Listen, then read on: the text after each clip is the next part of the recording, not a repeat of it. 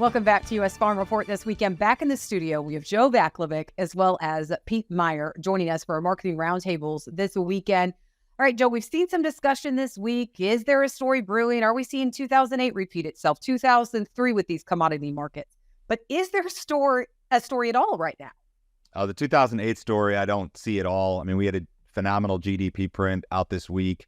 Unemployment super low. People want to be doomers and boomers and recessionists, but I just don't know that there is much evidence to support that. I get that there's inflation. I get that there are some underlying economic issues, but I don't see that story. The story that I see is kind of a lack of a story. Like, where's the catalyst for a bull run in these markets? I know that's what everybody wants to see. We want to see higher corn prices. We want to see higher soybean prices, higher wheat prices.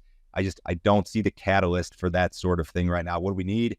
Maybe you need South American weather. Maybe you need the river to improve and generate some demand. I don't know what it is, but we need a catalyst. We don't have it. B, Joe's saying there's no story. You agree with that?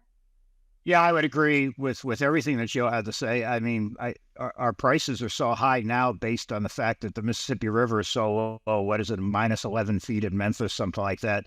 So, and the other thing that I completed about a 3,000-mile trip out to Iowa and back last week. And, the dreaded, better than expected yields, especially in corn, rears its head once again. So I would suggest that Joe made the reference to 2018, 2008. I mean, in 18, a lot of people are making that story as well, where we had, yields were down 2 in October, then down 2 in November. I would tend to doubt that's going to happen this year. I think the yields are kind of static. I mean, maybe we go up to 174 or something like that. But the fact of the matter is, when you look at 18, we had about 450 million bushels in extra export demand than we do now. And that's a big part of what Joe was just talking about. So, Joe, Pete mentioned harvest a little bit. We're starting to see now this cooler, wetter weather pattern come in. Harvest had pretty much been uneventful. I mean, it'd been going smooth in places. But are there spots that are having trouble getting the crop out this year? Michigan is the problem area. That's what I'm told. It's been wet, and people in those areas are absolutely going to be held up for a while. Generally speaking, I don't think that that's an issue that's going to move the market. We could slow down harvest a little bit. It's not a big deal. As a matter of fact, it would be friendly in regard to price action if it results in some river improvement, which is what the Army Corps is projecting this week at least. Have you been impressed with some of these areas that did see little rain and the pretty decent crop that they are having this year? As far as corn is concerned, I am beyond impressed.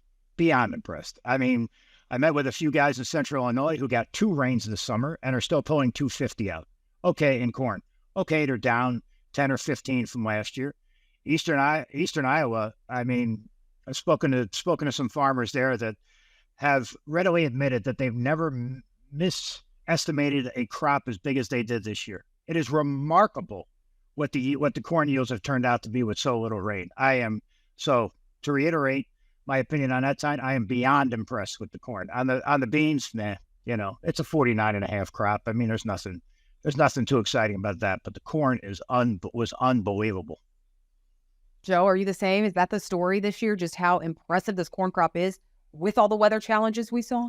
I think it was the story. I don't think it's the story anymore. As you move forward, the story is going to be South American weather, demand, 2024 acreage, the economy, things along those lines. I think that generally speaking, we trade row crop yields in June, July, and August. It's almost the end of October. We're past that story, barring the USDA making some kind of out of the ordinary type change here, I think.